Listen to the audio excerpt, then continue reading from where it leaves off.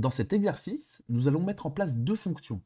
Pour commencer, nous allons implémenter celle-ci, qui s'intitule getAlphabetDict. Il va falloir créer en une ligne, et je dis bien en une ligne, un dictionnaire avec une key, qui commencera à partir de 1 et non de 0, et sa lettre de l'alphabet. Le dictionnaire devra du coup comptabiliser les 26 lettres de l'alphabet en commençant par la lettre 1, qui est la lettre A, et terminer à la lettre 26, qui est la lettre Z. Comme nous pouvons le voir ici, la sortie devra donc ressembler à ça, à ce dictionnaire. Je vous laisse implémenter ça, et on se retrouve pour la correction, et nous passerons ensuite à l'exercice suivant.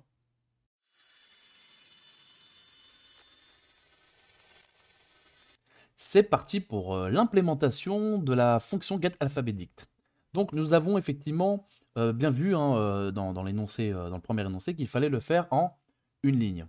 Donc pour cela, nous pouvons par exemple utiliser une compréhension de dictionnaire, même principe que compréhension de liste, avec une key et une valeur.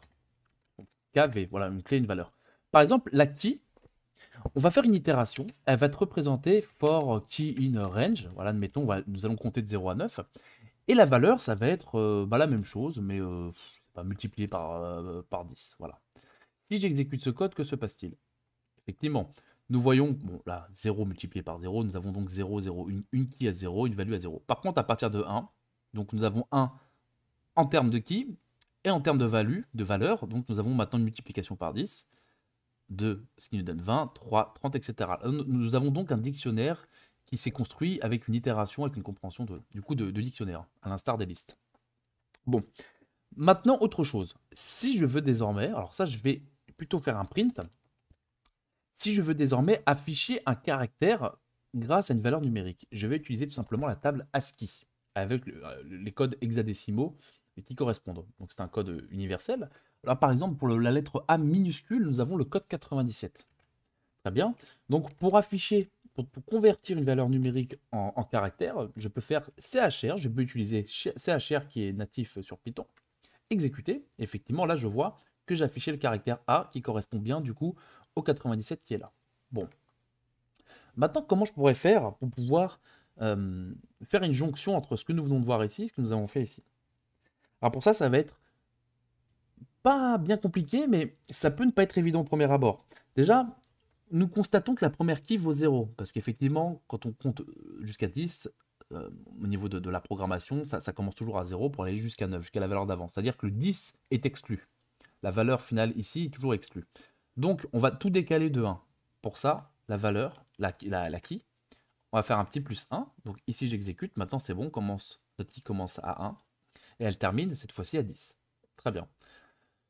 Ceci étant fait, nous voulons toujours utiliser cette logique d'itération, mais cette fois-ci, nous allons utiliser une énumération. Qu'est-ce qu'une énumération?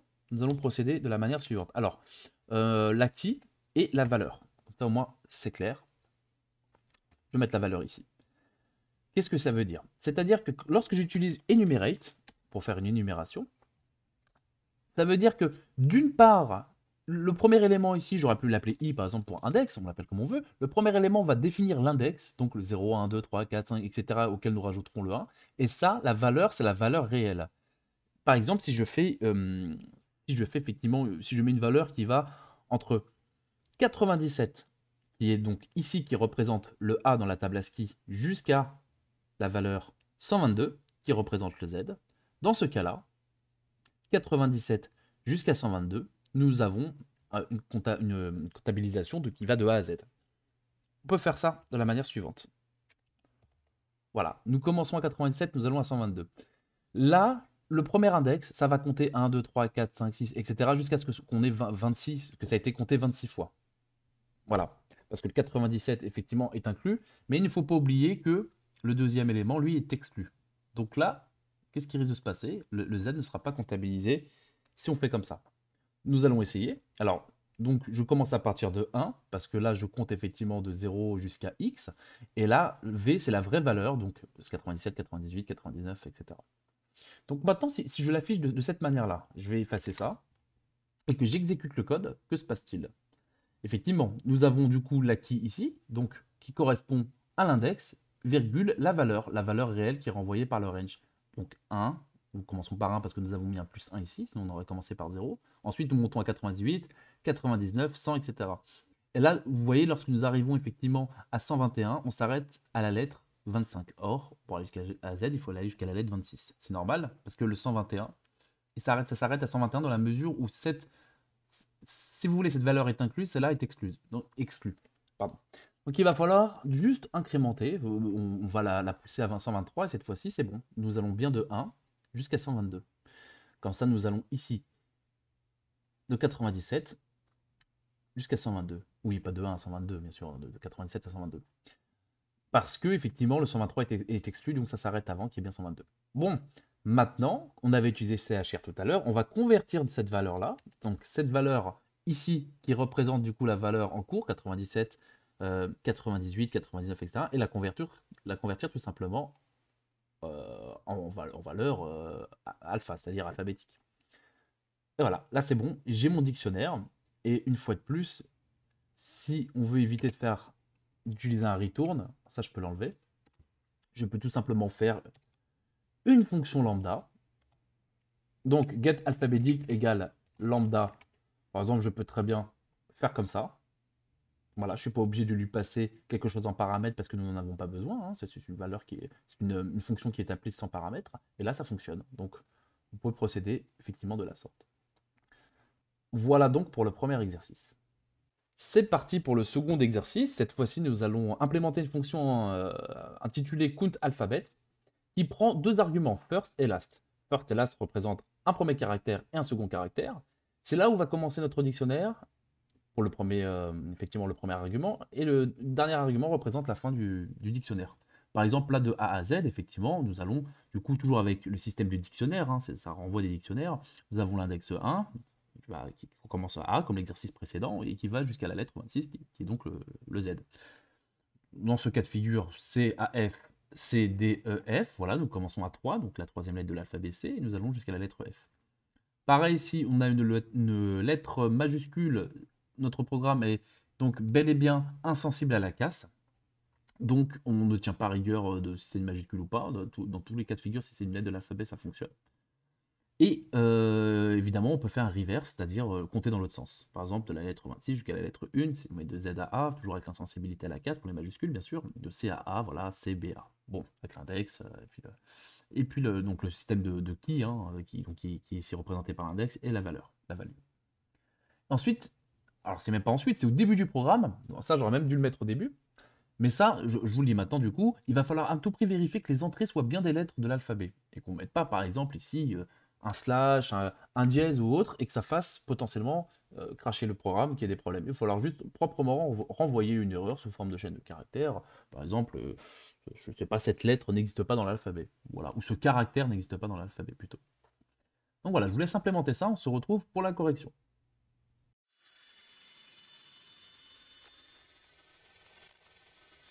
C'est parti pour la correction. Alors, ce que nous pouvons faire déjà, c'est définir ce qu'est l'alphabet. Nous pouvons très bien, par exemple, créer une variable letters qui serait, nous pouvons le faire sous forme de liste, mais on peut très bien se simplifier aussi la vie en le faisant sous forme de chaîne de caractères. A, B, C, D, E, F, G, H, I, J, K, L, etc. Bon, on peut faire comme ça. Mais Python possède nativement effectivement un module qu'on peut importer tout simplement de la manière suivante. On peut importer string, et nous pouvons récupérer dans string des choses très intéressantes. C'est-à-dire que les quatre plus utilisés couramment sont effectivement ASCII letters, qui permet, en fait, il y a une compilation, enfin une concaténation plutôt, entre la série de lettres de l'alphabet en minuscule, ensuite suivie de la série en majuscule. Nous avons exclusivement des lettres en minuscule ou alors des lettres en majuscule, comme c'est mentionné ici, ou alors des valeurs numériques allant de 0 à 9, toujours sous forme de chaîne de caractères. Bon, ce sont les plus utilisés. Et puis nous avons effectivement par exemple, je sais qu'il y a comment dirais-je, un argument qui permet également de récupérer des caractères spéciaux, voilà, des caractères spécifiques. C'est la punctuation, voilà, c'est ce que j'étais en train de chercher, il était juste mon nez. Bon, ça on va pas l'utiliser. Donc nous, dans notre cas de figure, on va utiliser que des lettres minuscules, ça nous suffira amplement. Donc nous pouvons très bien faire ça. Je vais l'écrire directement, point lowercase, ASCII underscore lowercase. Si je l'imprime, print letters, effectivement, j'ai l'alphabet sous forme de chaîne de caractères qui s'affiche là. Bon, il s'affiche plusieurs fois parce que notre fonction est appelée plusieurs fois ici. Bien. La première étape va être de convertir déjà toutes les lettres. Parce que là, je vais mettre ça en commentaire pour l'instant. Si j'affiche effectivement first et last, ici, nous avons dans certains cas de figure des lettres en majuscules. Or, là, nous n'avons que des lettres en minuscules dans notre, du coup, dans notre variable letters. Donc, nous allons, à chaque fois que nous allons exécuter cette fonction, nous allons systématiquement convertir ces lettres. Par exemple, first est égal first, donc on récupère la première ici, point lower, comme ça on la force en minuscule. Pareil pour la last, last.lower, et voilà, c'est chose faite. Maintenant, on peut très bien faire une assignation de variables en croisement, comme ça. Moi, j'aime bien utiliser ça quand c'est pour des petites assignations. Voilà, c'est-à-dire first, vaut first ici, last, vaut last ici. Voilà, on peut le faire sur une ligne. Moi, j'aime bien l'horizontalité, comme vous l'avez peut-être constaté. Bon. La première étape, du coup, de vérification de notre programme, ça va être effectivement de vérifier avec une condition si first, déjà, n'est pas dans les lettres. If first is not in letter, c'est-à-dire que si là-dedans, il n'y a pas de lettres allant de A à Z. Si par exemple, je mets un hashtag, un slash, une étoile dans un des deux arguments, il faut que ce soit effectivement que ça nous renvoie, comme c'était demandé dans l'énoncé, une erreur sous forme de chaîne de caractères. Ou, donc, si effectivement first not in letters ou last not in letters, dans ce cas-là, on va retourner format invalide. Voilà. Ce qui veut dire que là, si je passe par exemple un dièse ici, un petit coup de clear, j'exécute effectivement format invalide pour le premier cas de figure parce que nous n'avons pas une lettre. Bon, je remets ça comme ça. Là, c'est bon pour la première vérification. Ensuite, nous allons vérifier le cas de figure où first vaut last. C'est-à-dire que, effectivement, là, si je mets, admettons, B ou AA, voilà, BB, il faut qu'on vérifie ce cas de figure. Je peux faire tout simplement un return. Et là, on va toujours retourner un dictionnaire qui contiendra du coup une valeur unique. Nous allons faire letters.index, nous allons récupérer l'index du premier. On aurait pu mettre last également, en sachant que first vaut last et que last vaut first, ça brille strictement au même. Donc nous allons récupérer cet index-là, du coup qui représentera la key. Nous pouvons faire un plus 1. Admettons, si nous mettons effectivement la lettre A, nous mettons AA ici, le problème c'est qu'on risque d'avoir du coup 0, 2.A. Donc comme pour l'exercice précédent, nous rajoutons toujours plus 1 pour les de 1 à 26 au lieu d'aller de 0 à 25. Donc nous avons notre key ici, 2 points. Toujours letters, et on va aller chercher la lettre correspondante grâce à l'index, justement. Donc on va toujours utiliser first, voilà, cas de figure. Là, si j'exécute effectivement le programme, hop, ça me le renvoie bien. Parfait. Maintenant, on va vérifier les deux derniers cas de figure. Donc si first est supérieur à last, alors, ici, first est supérieur à last, qu'est-ce que ça veut dire? C'est-à-dire que on parle de supériorité dans des caractères quand on prend en considération leur valeur numérique ici. En réalité, par exemple, si first est supérieur à last, admettons, voilà, je fais, là le first vaut B et le last vaut A. Ce que va comprendre notre programme, c'est que B est supérieur dans la mesure où son code exa ici est supérieur en termes de valeur numérique à la valeur de A. Donc 98 étant supérieur à 97. C'est exactement comme ça, du coup, que le code interprète cette situation. Donc là, pareil, nous allons toujours avec le plus 1 renvoyer l'index. Donc par exemple, C plus 1, bon C, on va la déclarer dans une compréhension de dictionnaire. Letters, toujours. C, force C, in range. Là, maintenant, nous allons faire du coup une itération entre deux valeurs en définissant un step. Un step permet effectivement d'aller de l'avant, d'aller en arrière, de pouvoir par exemple se déplacer de 2 en 2, de 3 en 3, une valeur qu'on va définir. Donc il y aura deux valeurs cette fois-ci, comme d'ailleurs dans l'exercice précédent. Donc l'index de la première lettre, d'une part, qui ira jusqu'à letter.index de la dernière lettre. Et du coup, alors surtout pareil, là nous avons effectivement rajouté un plus 1 ici, mais lorsque nous allons en arrière, pour que la dernière lettre soit bien comptabilisée, on récupère l'index, donc dans le range, et on va le mettre moins 1. Parce que pareil, dans l'autre sens, il faut que, du coup, que la dernière valeur soit prise en considération. Et là, on fait virgule, moins 1. Il nous fait trois arguments. Un petit peu, par exemple, comme si ici, je faisais une boucle for i in range. Mettons, je veux compter, je ne sais pas moi, de 10 à 20. Step, voilà, par 2. Si je fais un print i, effectivement, bon, dans ce cas de figure, ça va compter de 10 à 2, si vous voulez. De 10 à 20, excusez-moi, en comptant par de 10, 12, 14, 16, 18. Et jusqu'à 20. Donc en fait, là c'est exactement pareil, sauf que le step cette fois-ci, donc ça c'est le step, on va compter de 1 en 1 mais à l'envers. 20, 19, 18, 17, etc. Donc là, on fait juste une itération qui commence de la première lettre jusqu'à la dernière, d'accord? Mais en allant à l'envers. Voilà, si first est supérieur à last. Ensuite, nous allons vérifier le second cas de mesure, justement, enfin le second cas de figure, pardon. Donc si cette fois-ci first est inférieur à last, nous pouvons copier-coller ceci. Alors moi je vous conseille de le réécrire parce que c'est comme ça que c'est la meilleure manière selon moi pour vraiment mémoriser les concepts et de prendre de bons automatismes. Donc toujours pareil, letter.index first jusqu'à letter.index last.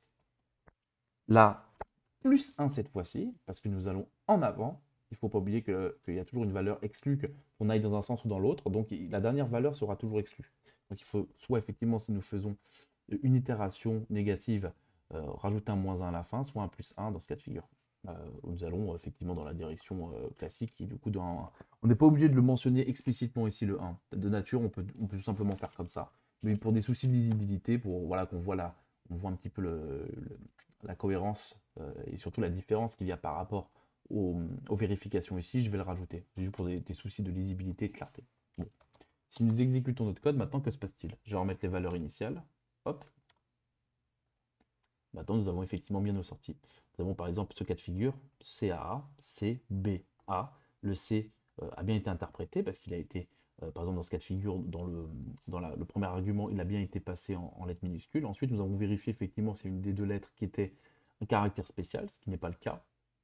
Si first est égal à last, bon, bah, nous l'avons vérifié tout à l'heure, effectivement, B avec la lettre B d'une part et d'autre, donc ça a fonctionné. Et puis là, effectivement, bah, euh, nous avons effectivement, comment dirais-je, une incrémentation qui va de 1 à 26, là, une décrémentation qui va de 26 à 1, parce que nous vérifions chaque cas de figure. Et ça fonctionne, nous avons le résultat escompté. Et voilà, c'est tout pour cette correction.